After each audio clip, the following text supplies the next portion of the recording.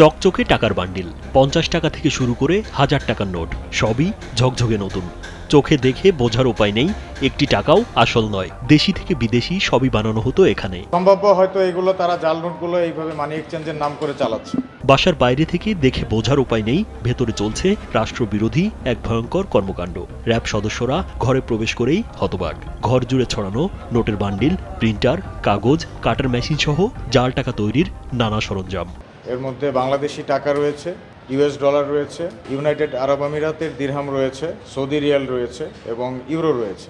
এমনই এক জাল টাকা তৈরির কারখানার সন্ধান মিলেছে চট্টগ্রামের বাকলিয়ায়। দীর্ঘদিন ধরেই গোপনে চলছিল এই অবৈধ টাকার কারবার। অবশেষে র‍্যাবের অভিযানে বেরিয়ে আসে এই চাঞ্চল্যকর চক্রের কর্মকাণ্ড।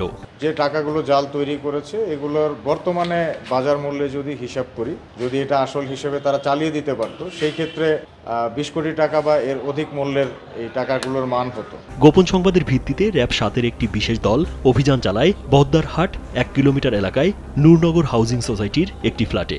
এ সময় উদ্ধার করা হয় বিপুল পরিমাণ দেশি ও বিদেশি নকল মুদ্রা। গোপন তথ্যের ভিত্তিতে জানতে পারি যে বাকুলিয়ার এই এলাকাটাতে একটি ফ্ল্যাট বাসার ভিতরে বেশ কিছু জাল নোট বিক্রি হচ্ছে, এই ধরনের একটা তথ্য পাই। তো সেই তথ্যের ভিত্তিতে আমরা অভিযান পরিচালনা করি এবং এই বিল্ডিংয়ের বাসাটা আমরা চেক করি এবং চেক করে সেখানে বিপুল পরিমাণে বিভিন্ন দেশীয় জাল নোট পাই আমরা। অভিযান চলাকালে ঘটনাস্থল থেকে এক ব্যক্তিকে আটক করা হয়। প্রাথমিক জিজ্ঞাসাবাদে জানা যায় একটি সংঘবদ্ধ জাল টাকা তৈরি চক্রের সক্রিয় সদস্য।